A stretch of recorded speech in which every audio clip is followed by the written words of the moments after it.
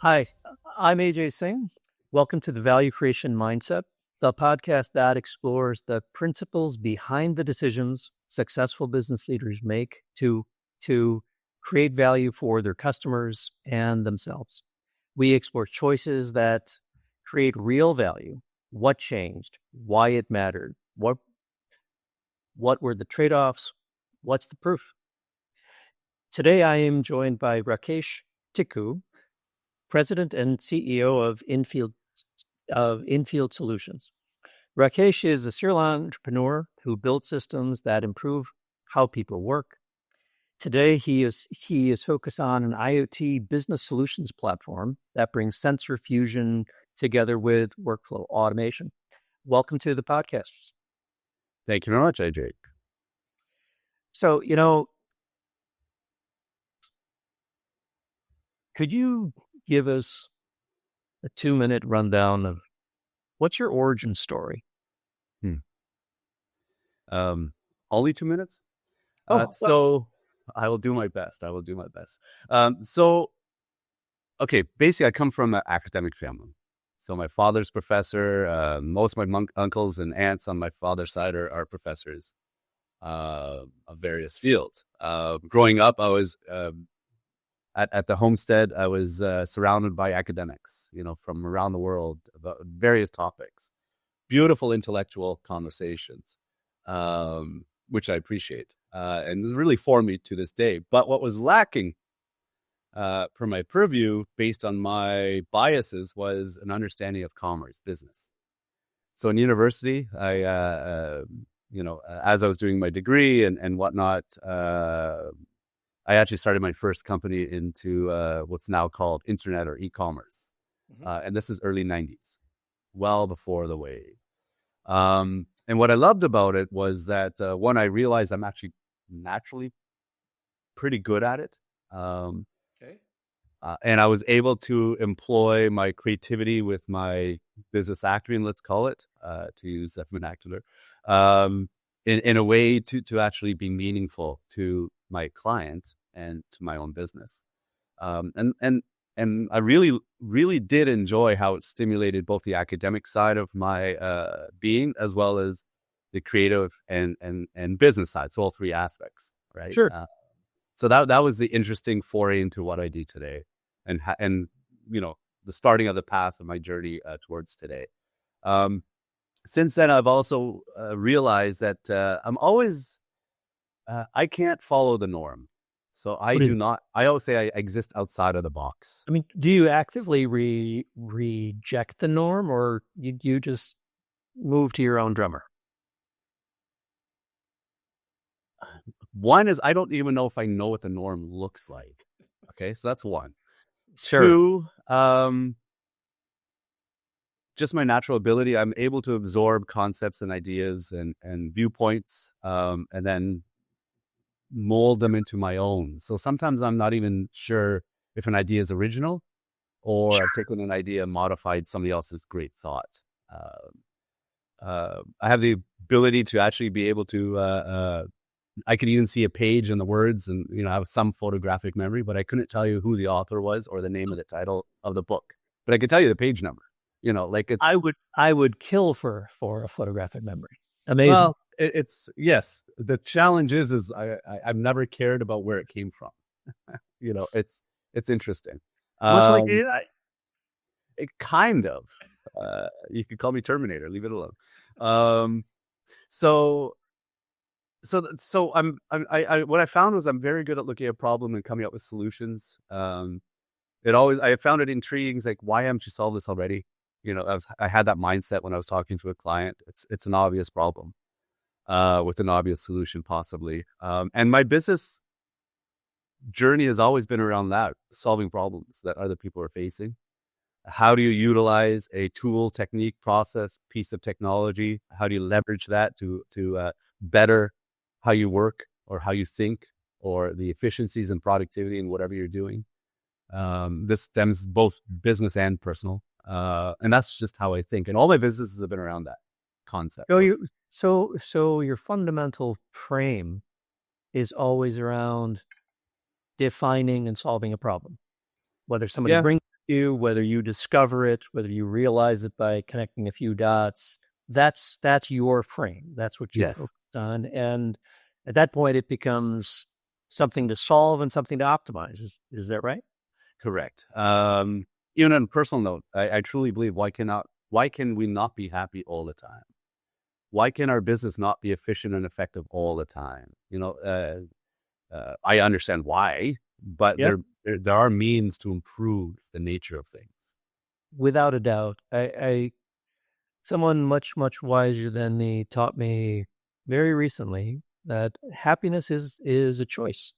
Yes, And, it's true. It's taken it's me so long to realize it. My wife still doesn't believe me, true. but That's your choice. yeah, that is her. That You is know, her. I actually said this to several people. Mm. I've become more preachy as I get older. I'm finding you have to allow yourself to be happy. You have to allow your business to be happy. You have to allow your business to be successful. There's this whole concept. It's an old concept, but it's a concept that's come back. You have to visualize what Oh, you for want for your yeah, business and for yourself personally, and then allow that to happen, and allow yourself to enjoy that success once you've achieved it. And I think as a society, we tend not to especially enjoy, but equally not allow. We put obstacles in front of us that are unnecessary. we do. We are very good at sabotaging ourselves, 100%. and I mean, you know, I I believe that as human beings, we are unable to see objective reality. We Hmm. can't. We always look at it through some lens. Yes. And for a long time, I thought that lens was whatever you put on when you woke up in the morning. And then I realized you can choose the lens through which Yeah. you look at things, Yes. look at life, look at yourself. And I don't know, yeah, I too, as I get a bit more, as I get a bit older, I get a little more preachy, I guess, or contemplative. But these are choices that we can make. And probably the biggest lesson that I've learned over the last many years, and it took me way too long to learn it, is to forgive myself. Yes. Right? I Yes. mean, so talk to me a bit about the situation that you were in Mhm. where you found yourself, upset with how things were, and you were punching yourself in the face like we all tend to do from time to time. Sure. What happened to make you stop, and what changed as a result?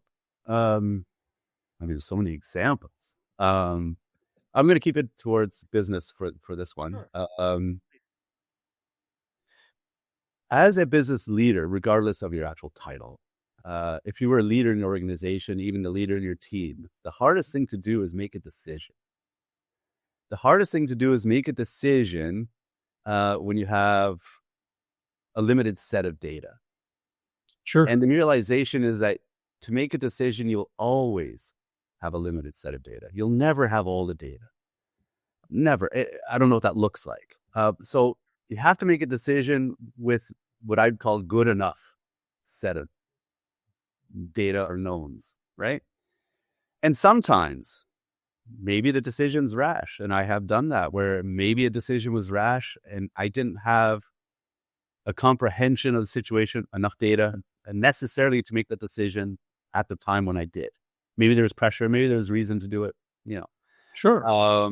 And then it turned out it was the wrong decision. And like you said earlier, a few moments ago, you have to forgive yourself. As long as nobody went to prison or nobody died because of this decision, then c'est la vie. Sorry, that's French. Who Yep. cares, Yep. Yep. right? So yeah, allowing yourself the right to make a decision if you have that role and function, and that's the purpose in that moment, and then being okay with the outcome. being satisfied with the outcome, good or bad. It doesn't matter. You just have to do it sometimes, right? So I've had to learn that.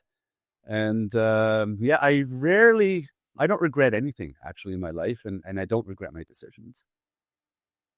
I get you. I mean, it's like I it goes along with a shift that I made a while ago when I forgave everyone, Okay. whoever had wronged me, Right. and in a business and in personal life. And it was just an internal process. I didn't have to say anything to anybody.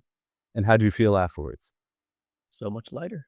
Yeah, exactly. Because I've always had a Yeah. really long fuse, Okay. but those very few people who got to the end of that fuse were met with the fire of a billion suns. And I would keep that lit and alive and growing to a point that I had somebody call me who was on that list. They Okay. called me 10 years later. Okay. I immediately went straight back and told them I never want to hear from them again. And I hung up the phone. And I'm like, why am I carrying this around? Yeah. So I've forgiven everybody Who's who's actually ever. impacted by that baggage, you or them? I Yeah. mean, Oh no, it's they true. might have forgotten about the whole thing. Who knows, right? And I mean, it's here's a real thing. It does no good. Who Right. does that help? Does that help me? No. Does it help my family? Does it help my business, my customers, my employee? Does it help my dog? No.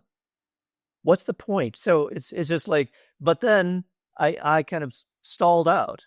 Yeah. So I would only stay mad at myself Sure. Yeah, because you instead retain of that everyone. baggage. And ultimately, do we just have to let it all go? Is that To the expand on what you're saying, I mean, you have to forgive others. You have to forgive yourself for any wrongdoings, any mistakes, any wrong decisions, or because whatever. you're gonna make mistakes. You're You a will, human being. 100%. And uh, yeah, and life is too hard as it is. Why put obstacles in front of yourself, whether emotional or real, right? So, yeah, I'm with you, 100%. Forgive. Let's forgive the whole world. It's interesting that anger is interesting. So I also have a very long fuse, but there's certain things that set me off, and and it can be random. I have this what I don't know the psychological term is. I've deemed it as a fairness complex. Okay. Everything needs to be fair around me. So I'm negotiating a contract the other day, and I found several mistakes in the supplier's contract, and it benefited me. I can't live with that. I will correct it, point it out to them, and say, if there is a conflict, I even talked to them today about it. If there's a conflict, and I cite this error, which is in my benefit potentially, you're going to say, "Well, that wasn't the intent," and now we're going to have a bitter feud, about the intent and whatever circumstance was around that. I'd rather clear it up and keep it clean. Our intentions are known, are clean, and it works for both parties. And let's operate as friends before we become enemies. I mean, there's no need, you know. Exactly And right. that's just the way I think about everything. And it's sometimes problematic, but you Well, know, I mean, it's a sense of ethics. It's a simple question of what's right and wrong. I mean, the best definition I've heard of integrity is doing the right thing even when nobody's watching. right. And what you just pointed out, it just screams integrity, and which these days tends to be a little short supply. Well, there's this, we as humans, we do have a variable called greed. And I have greed. It's not that I don't, I want more. It's just the nature of things. But I think you said it in your initial preamble. At what trade off? For me to have more, somebody else has to have less, and that could be a slice of pie. It could be a money. Slice of pie. When our kids were little, I used to do it. I have two kids. One would have to cut that piece of pie into two. The other one pick. Yeah. That's my fairness complex working. You can't out negotiate the other person, in that situation. It's a fair trade-off. Yeah. And I'm like that in life as well. And my view, I have not met a happy billionaire. Yeah. Um, No, I haven't either. And I've got I don't know, it's just a thought. Do you at some point lose a piece of yourself when you get to that $1 billion? 100% you do. I mean, so I'd like to keep it $1 short. I'd be okay Correct. with that. And I believe, okay, now we're getting philosophical maybe, but I believe that everything is intended to be in a balance. So that's a trade-off concept, right? Sure. For me to get, I have to give. For me to give, I have to get. And the reciprocal occurs on the other side of that Yep. transaction. Sure. So my view on personal wealth, for example, is why do I need more than what I need?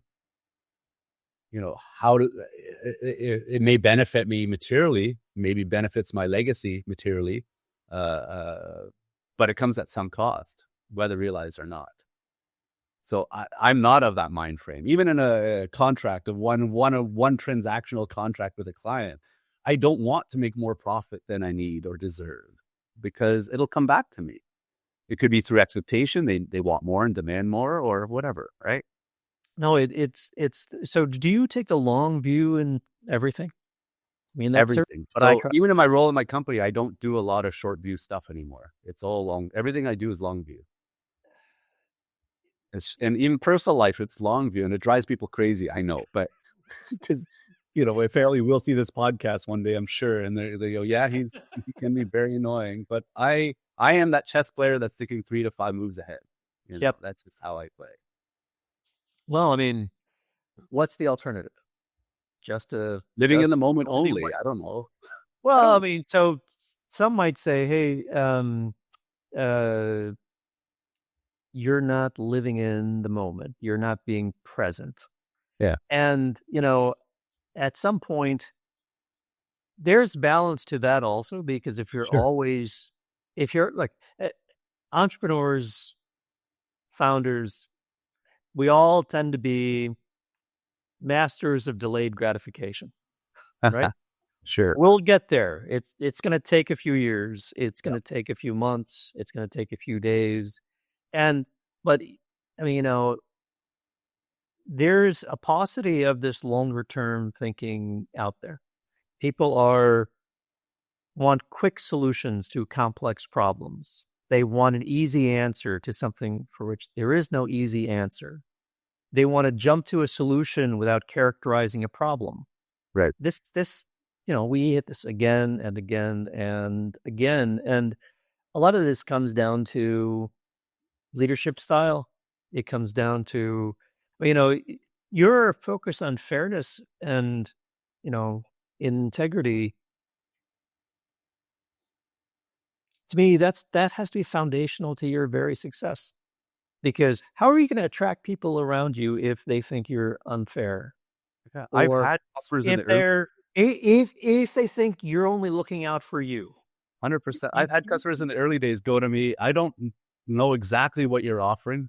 I don't know if I exactly believe you, but you're so passionate about whatever the topic was that I'm going to go ahead. And Yeah, I've reflected upon that so many times years ago, so many times on that, interaction. And it's true. I mean, we all want to be around people we like. One, whether it's your customer, your spouse, your friends, your kid. Well, kids don't have a choice, but kids.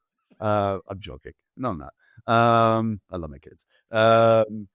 But you know, uh, yeah, and you want to continue to like yourself as well.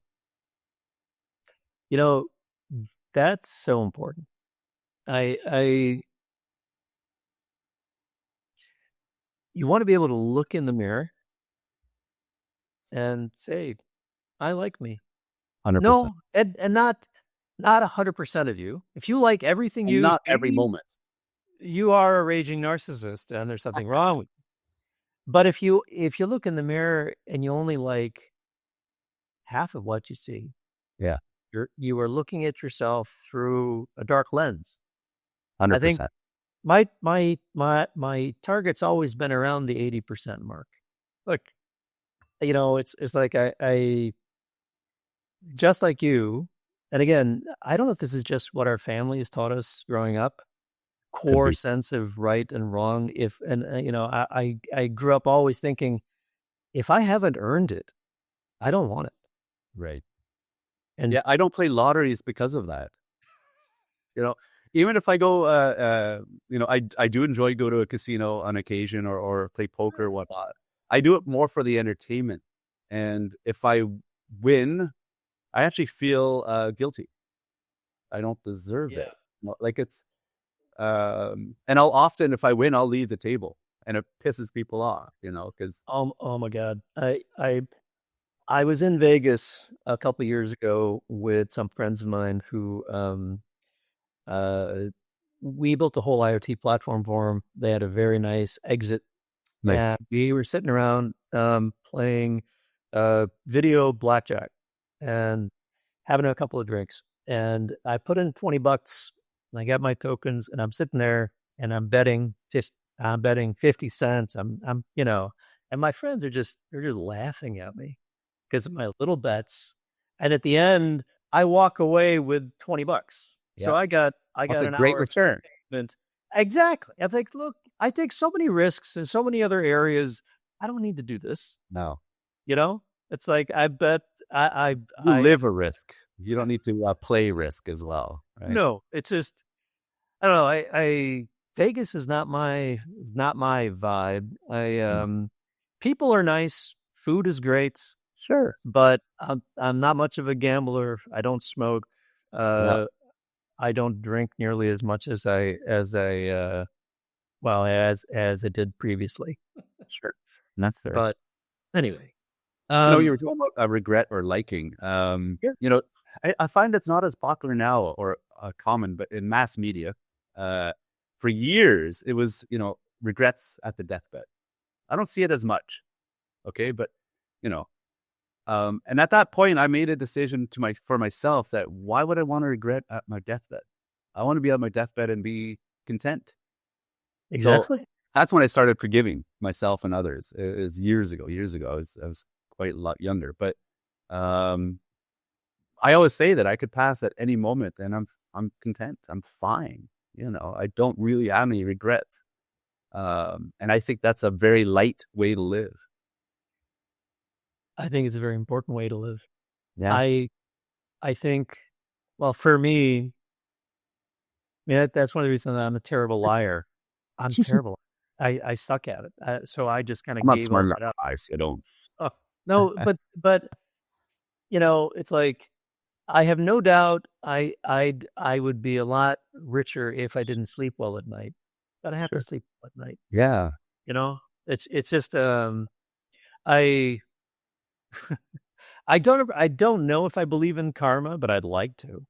Right. Um, uh, yeah, no, I had somebody many years ago. Um, it was the only client I've fired. Right. We've never been fired, but I fired clients, and I fired a client, and uh the guy ended up being arrested by the FBI and going to jail. So I Oh think no. things ended up being correct at the end. Good. But just the you know he had a software development office in India, and I was out there many years ago. We were training them on our technology platform, and he had his team there. And high up on the wall in the office, he put a big picture of himself Nice. at an angle, looking down Honest on people. on his people, and I just thought, what a jerk. Yeah. That And says a lot right there. I mean, yeah, I always believe it's not really about what we do individually. It's about what we can help others do around us, whether it's our clients or our customers or our it's true. partners. So in the context of business, the frame that I like to use, and maybe this is because I am a big Game of Thrones fan. I'm rewatching that also, but Love that. Yes. you need, when you're building something, you need people around you that you can storm castles with. Yes. That you're not worried that while you're trying to storm a castle, they are trying to stick a knife in your back. Yeah, but they So can. the level of trust and integrity and faith you have to have in each other is off the charts. It's But if you paramount. don't have that fundamentally, regardless of what the endeavor is, I mean, we can do none of this alone, right? Yeah. Oh, So it's for me to have a long view, and that's yeah, how I work. I have to have a team that trusts my vision, or at least could challenge me as appropriate. But I have to have a team that could counter. I made a self-realization years ago, and I continue to do that. I've realized my ability is very narrow. I'm only good at some things. I'm not good at everything. And sometimes I'm not good at something because I'm not interested in something. So you can be good at it, but you're not interested. So you're probably not, the outcome isn't as positive as it should be. So try to surround myself with people, both in life and business, that complement. And hopefully I compliment them. And together we storm the bridge. We storm the wall, right? yeah, And I don't have to look back. I don't have to look left. I don't have to look right. I have to look forward and keep going. correct. You Because know? you don't know what you're going to find on the other side of the wall. You have Correct. an idea, but you don't really know, No. right? So when you're dealing with that kind of risk every day, Yeah. and you've managed this successfully through, I mean, how many exits have you had? 4. Sure. Okay. So you've been through this, and earlier when we chatted last month, you had mentioned that this one you are working on now might be your last one. Well, my intention is to put everything into it, get to our business related goals, and exit one day. This might be the last one where I'm one of the people at the helm. I get you. I got you. And I guess the uh, question for you, as you're pulling a team together Yeah. and building a product or a business, you have to build momentum. You have to Yeah. keep driving things forward. And it's a little bit like a freight train, right? That's what you want. You got to build enough momentum. And if you're the engine Mhm. on this freight train, are you pulling from the front? Are you pushing from the back? Or are you in the middle? This Right. doesn't really matter as long as you Doesn't move. So what's your style? Where do you fit? Um, when I was younger, I would say I wanted to push from every perspective. What I've learned is that I'd get burnt out if I attempted to continue to attempt to do that. So it really depends on the topic. Okay. Who is the assigned leader? Who's the best equipped to address that mission, question, challenge, whatever it may be, topic?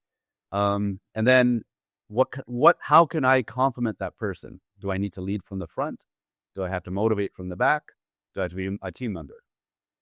And the other thing I've also realized that sometimes I shouldn't be on the train at all. And that was probably the hardest thing for me. I used to be one of those guys. I played football, soccer, and I had dreams of I was every player on the field. And yeah, we'd win every time. But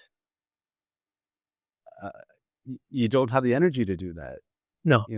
And so I've realized that maybe I'm on the field watching sometimes, off the field watching, and that's okay too. So I'm not on the train. So it really depends on the situation. It depends on the urgency. It depends on the fiscal outcome, maybe. So the importance. But really, who's the right person to lead, and what else is going on? Because there's trade-offs. You can only push so many boulders up a hill at a time. Maybe there's another boulder I got to focus on, another train I got to focus on. So for instance, right now, a lot of my activity is more M&A based. So the day-to-day operations, I'm not involved with actively on the train. I'm more of a passenger. So I'm there. I'm more or less or you're a dispatcher managing multiple trains, making sure they don't crash into each other and create more or sometimes I'm just a passenger. Maybe I'm not the dispatcher. I don't need to be, because I have so many good leaders on my team by design that I'm comfortable if somebody else takes charge and runs that train. I have several people on my team that run the company. Yeah, so it doesn't need to be you. It does not need to be me. It's something I've learned in 35 years of doing this. So I get it took you. me that long. Well, yeah. What's your view, since you asked the question? Titles don't matter. No. It certainly doesn't need to be my idea. Yeah. And I think the only thing that really matters is what choices can we make that will create maximum value for our customers. Nothing else matters. Right. If you focus purely on that, you'll win. Right. And I went through an exercise this last over the holidays when I had some quiet time. I was sitting at my in-laws' house in Arizona. You still have quiet time? I had some quiet time. I've only got the one daughter. She's 9, and nice. she was busy, so I had a little bit of quiet time, and I started thinking about, all right, there are so many different areas that I need to invest my time, that we as a company need to invest in order to create, again, maximum value for all of our customers and therefore for ourselves. But I went through and I categorized and I identified the specific value streams that we have to invest in, how they fit into each other, who's leading them, and where we have gaps. But then ultimately, this is a finite set. And for us, I identified 31 value streams. Wonderful. That then now I have to figure out how to multiplex the entire team's efforts over these value streams. And within each, you have to calibrate and optimize and figure out where do you want to be in each particular value stream a year from now, right. And then the next quarter. Break it down, identify the rocks, follow the process, and just get a bit of discipline. But it's only after I did this, and again, we've had Modularis now for 26 years. Nice. So we've helped clients with multiple exits. I myself am not interested in an exit. I still have a lot of music left in me. So nice. We'll get there eventually. But the reason I'm telling you this is finally, only recently then, laid this out, I finally believe that I figured out the board on which we're playing the game. Yeah. And now it's a question of strategically deploying the game pieces, the assets, whether it's people, whether it's technology, whether it's capital, across this finite set of value streams. Yeah. And I guess, have you gone through that type of process on every day? Almost every day. I mean, there's a limit to what any one organization can do.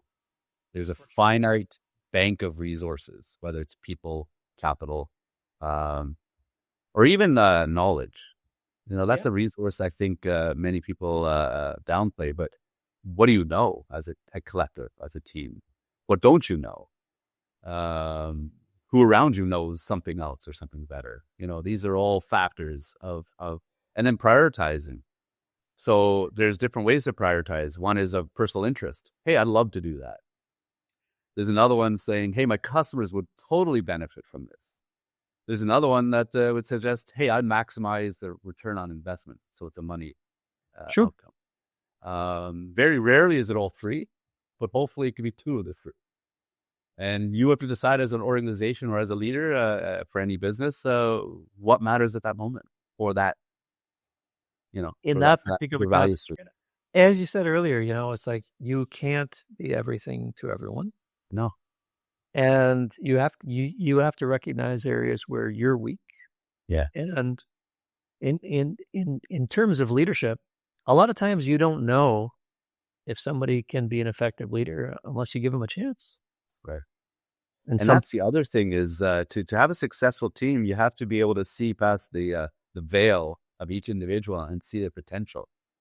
And then as a leader, my job is to replace myself in a role constantly, and that allows me to now focus more on building and working on the business than at the business. Is that right? Yeah. Is that right? No, that's a classic challenge because the default is you will be spending 100% of your time working in the business. Yeah. Not on business. And your value is going to be diminishing every day by doing that. The value to the business that you bring. Share your knowledge, depart your way of thinking and your process, give it to somebody else to now hopefully do it better. And then you move on and continue to evolve and move the business in another direction. Right. So that's the way I look at it. Not everybody does. And that's fine, but that has worked for me personally. And that's given me a measure of satisfaction to see somebody else shine. For sure. So we get close to realizing their potential. I mean, that's nothing better. No, I've always believed that credit should travel downward, and blame should travel upward. Sure. That's generally the opposite of how things go, but that's a standard that I try to stick to. But there's always a scapegoat to protect the leader.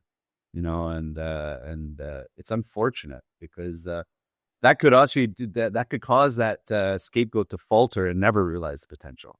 That could be the end to their career. It certainly can be. I mean, I out of the three basic materials that any of us have to work with, right? You've got people, you have a set of technologies, and you've got some amount of capital. And it's our job to combine those, to select those, combine those, and focus those assets through a clear and a shared vision and through effective leadership to focus that actually create value. Because without that focus, right, without that energy, all you're going to do is you're going to light your people on fire, light your capital on fire, light your tech on fire. Right. And that does not move any of the balls. But out of those three areas, the tech, the people, and the capital, which is the hardest for you to understand, to wrangle with, to focus? Well, for me, the most important one is the people. Okay. Capital is lost and gained constantly, right? Technology is ever diminishing. So the product, it could be technology, it could be any product, it could be a Band-Aid, it doesn't matter. It's diminishing. The value of that product diminishes over time because other people will have a similar product or better product, or the utility of that product decreases in the eye of the customer. But it's the people that is the only asset of the three that can continuously improve and increase in value if nurtured, right? Everything else will diminish. Left to its own, it certainly will. Yeah. And the people aspect is certainly, I mean, dealing with personnel challenges is, I found, to be 10 times harder than dealing with anything else. Yeah. Because you want to be, well, it's, as you were saying, right? You want to give people a chance to thrive. You want to give people a chance to grow. The business needs them to be more effective. You need to be able to deploy them.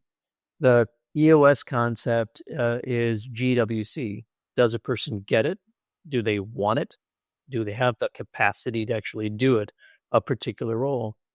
And you have to constantly ask that, even of yourself, right? For a particular role. Do I get it? Do I want it? Do I have the capability of doing it? And you make your best guess, you ask somebody the same questions, but when someone falters, right, you don't want this to be a career-ending thing for them. No. You have to find a way to not let them fail, Yes. and that's on you, Right. 100%. right? It's And that's the role of a leader. that's the kind of stuff that keeps me up at night. That's the kind of stuff that I'm always thinking about and is the hardest thing to solve. On the technology and the capital side, there are solutions. You can find them. We can. But on that personnel side, can you share a situation where you walk into an organization that is in trouble? There's a team health issue of some kind. How did you address it? And what was the impact of addressing it? Yeah. So we have, sorry, I was going on in my thoughts there for a second, but yeah, so we have a kind of a written rule that each individual needs to take care of their health first, their family second, and then they work. The reality is, and I've seen it myself, I've seen it in others, that if those first two conditions aren't met, I will not be productive. Okay. And once those conditions are met, the productivity increases, the loyalty, the affection, if I'm allowed to use that word, for each other increases in a very good way. You know, we've had employees, new employee. So we've worked with him as a contractor before, and he was a new employee, and he said, I have to go overseas. I haven't seen my family in a long time, and I need to be gone for 2 months. And I'm like, you know, at first we're like, he goes, I want to be, I need to be gone for 2 months. Well, what do you mean? Like, you just started, you know. And then he told us why, and he had some personal reasons for it, family and personal and otherwise. And we said, well, of course, because this is what's on your mind right now. You need to settle it.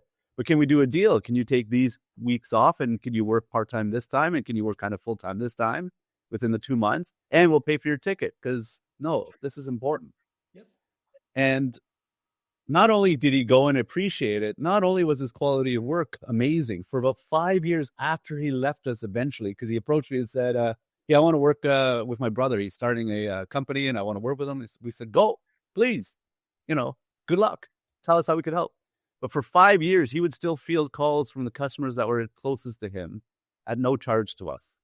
They call, hey, dude, how do you do this? What's going on? And then he'll let us know, and, Yeah.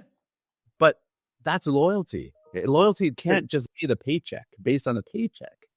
No, It has to be on that emotional connection with people. It's so much more than that. It's No, much more.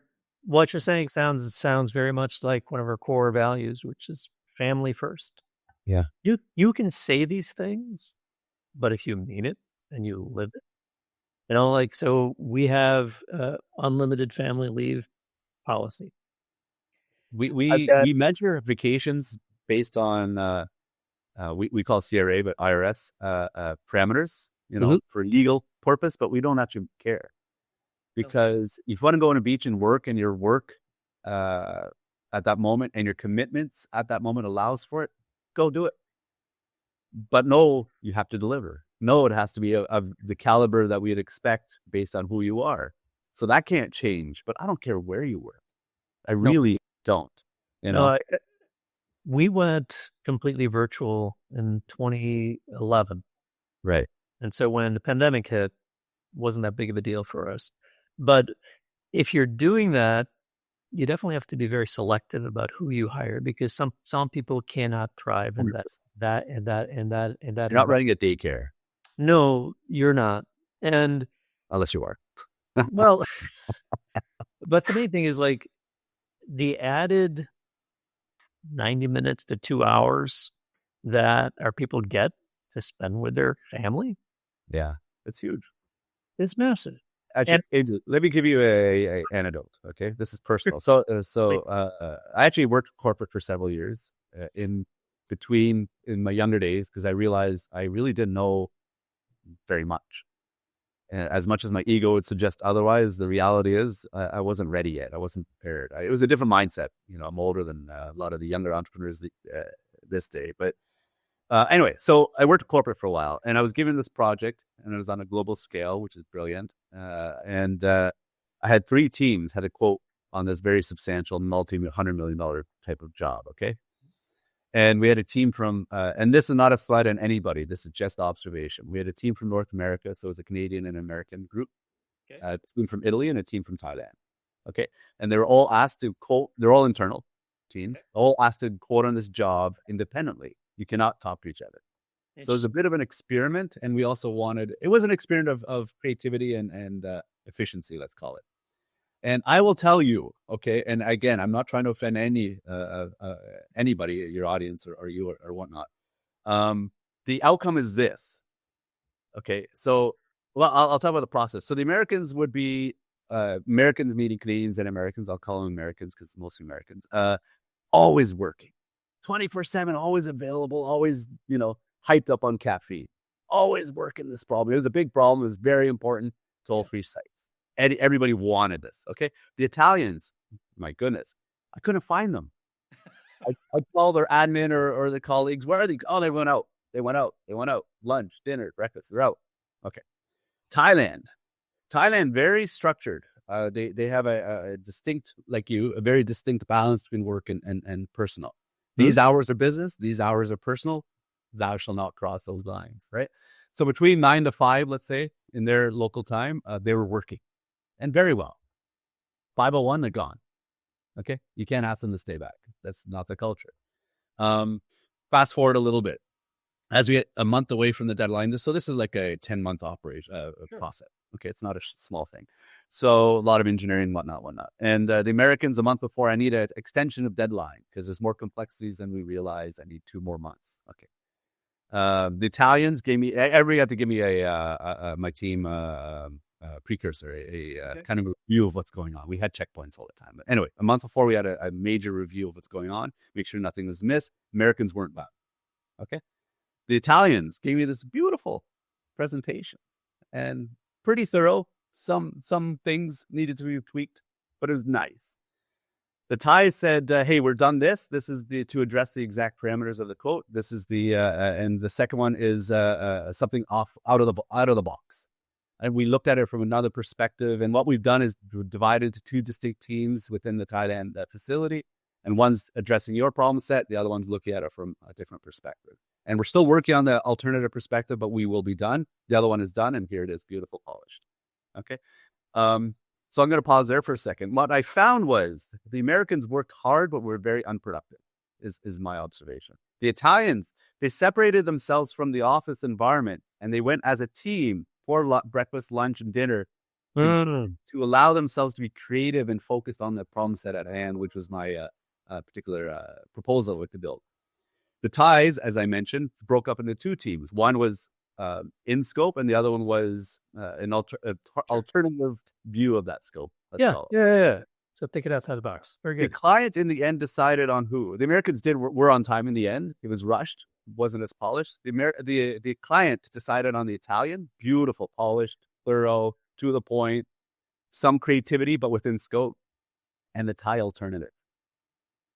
Because it was different and it had the potential some learnings there that we could apply to other applications, let's call it. And that's the outcome.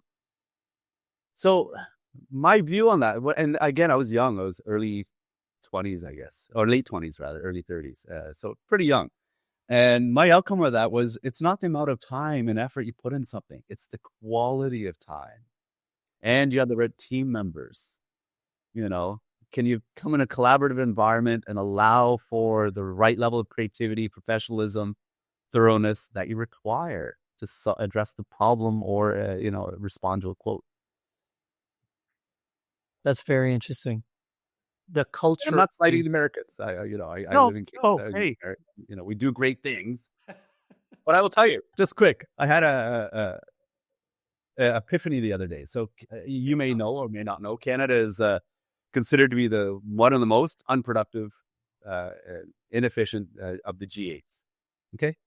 And I made a statement to someone the other day. I said, I challenge that. He goes, why? I said, I don't think that's true. Okay, why? I don't think it's just the G8s. I'm going to say any country that has achieved some level of industrial revolution, Canada's near the bottom. Okay, globally. Well, a government study was just published, and again, I don't remember the title, but I could look it up if you want. But and it said not only are we near the bottom, we could be at the bottom, and we may be there till 2030, 35. In terms of productivity and efficiency. Canadians are complacent. We're good enough. We're happy, which is not a bad thing. No, I mean, but from a business standpoint, that's not what you want. As a shareholder, that's not what you want. And it is very true. We're not willing to change. So you think a lot of this stuff is baked into the cultures? There is 100%. It's in your fiber of each individual being is how we behave. And you have to reprogram that to change. You do. I mean, we've certainly noticed huge cultural differences in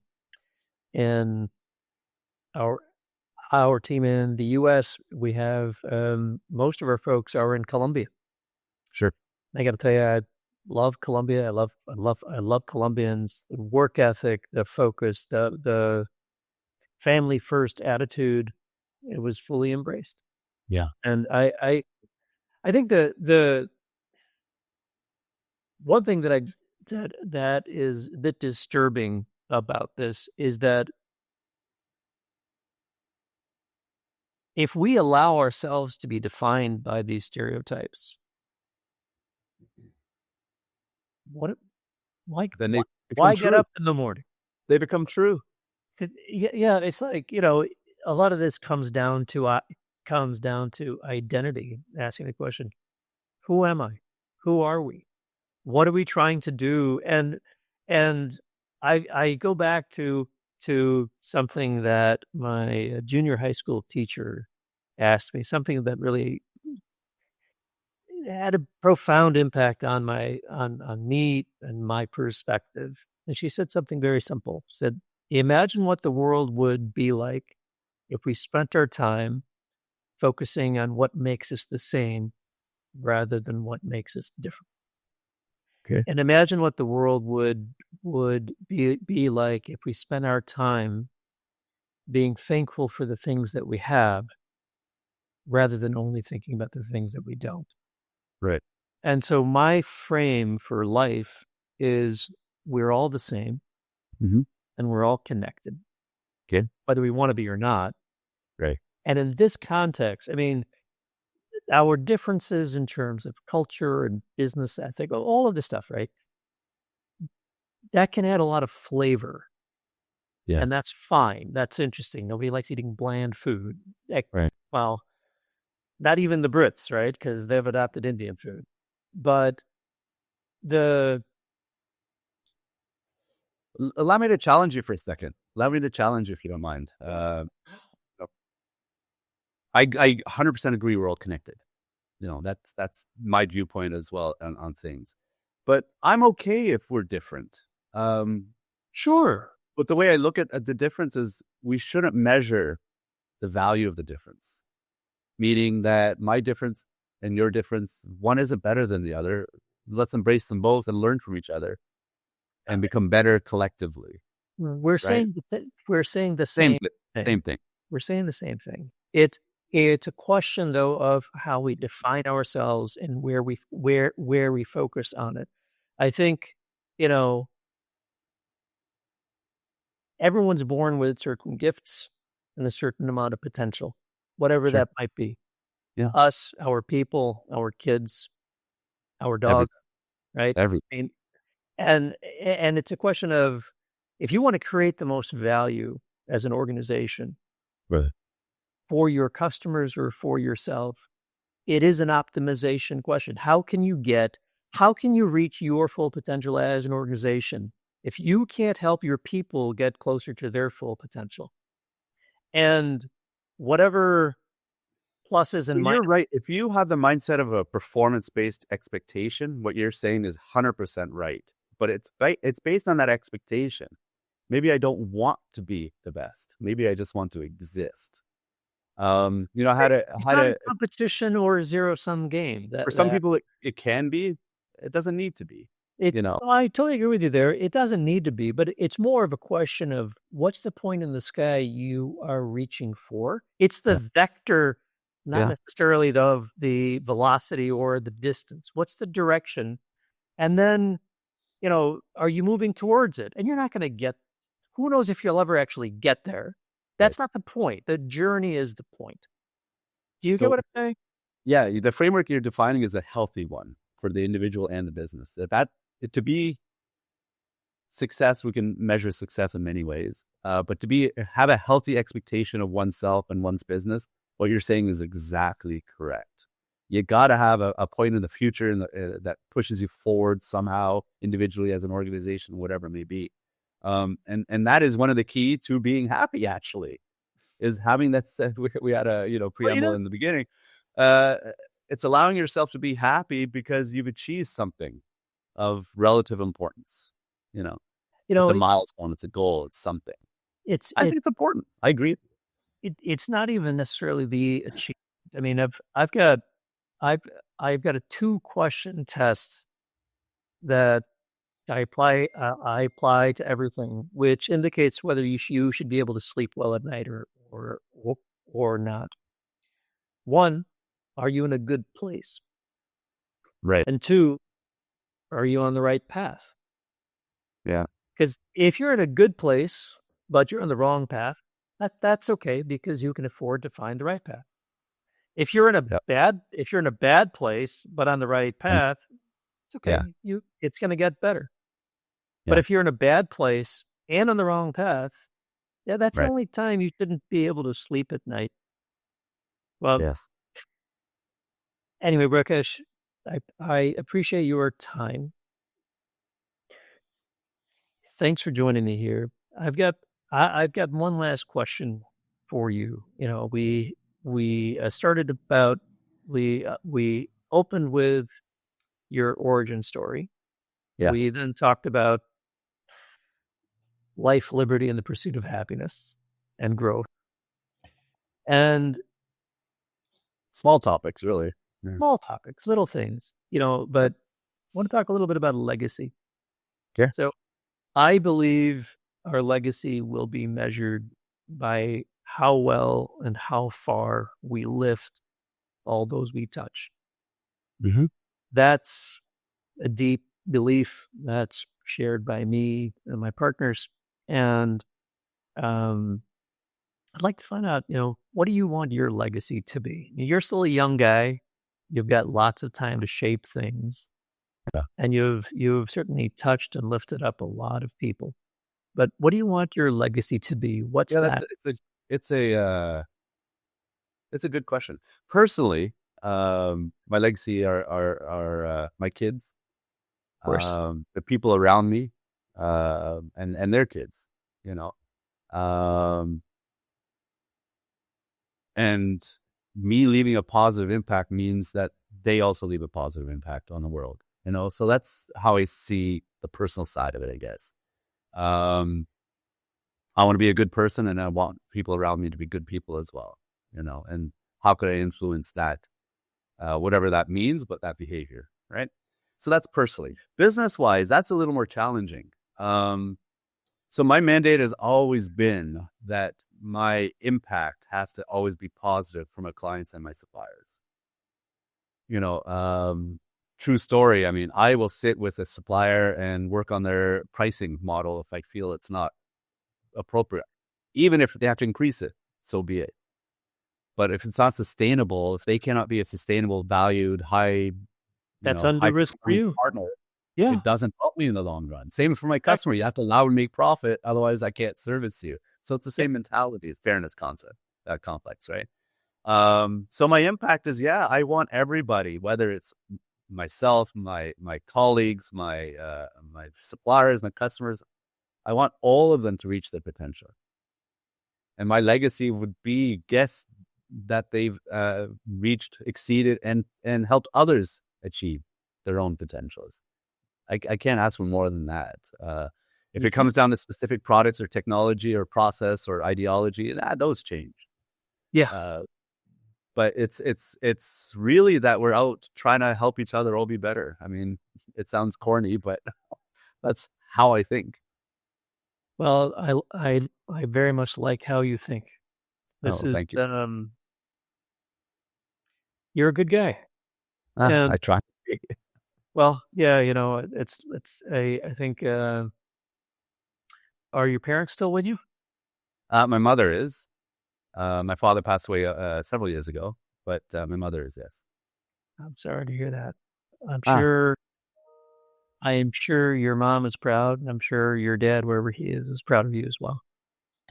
well, they told me, and in fact, my dad 2 days before he passed away wrote me a letter saying he's proud of me. He didn't understand what I was doing. He's an academic, and I'm not. But he actually wrote me an email for he was overseas, and the essence of that was, I'm proud of who you are and what you're doing, and the fact that you're happy. And I couldn't ask for a better part. And it was a surprise. His passing was a surprise. So That's amazing. and that's what I want. I want every engagement at any level to end up with a positive feeling for both parties. I had a guru when I was younger, and we were meditating as a group, and he goes, I wanted to postulate what your purpose in life is. And I'm a young, early 28-year-old guy at that time. And he goes, what I've determined is your role and your purpose in life is to make people happy. And this is very corny, I know. But it's actually been a mandate of mine ever since, is that I used to have customers call me, I'm having a bad day, make me laugh. And I used to make them laugh, and they used to send me an order, Yeah. It's so important. A stranger on the street, I try to make them laugh, and it doesn't matter. It's amazing you had somebody tell you what your purpose in life was that direct. I would love to have somebody tell me what my purpose in life. I was taken aback, but then I embraced it. And you don't know me that well, but I am a bit of a joker. I do enjoy laughing and making other people laugh, and often at my own expense, which is okay. But Sure. Yeah. But thank you as well. I enjoyed our multiple conversations, and especially the one today. And I appreciate you providing this platform for others. Thanks very much. Thanks for listening to this episode of The Value Creation Mindset. I'm AJ Singh. If this episode helped you, follow the show, leave a rating, and share it with one person who you think it will benefit. For show notes and more, visit modularis.com/podcast. See you next time.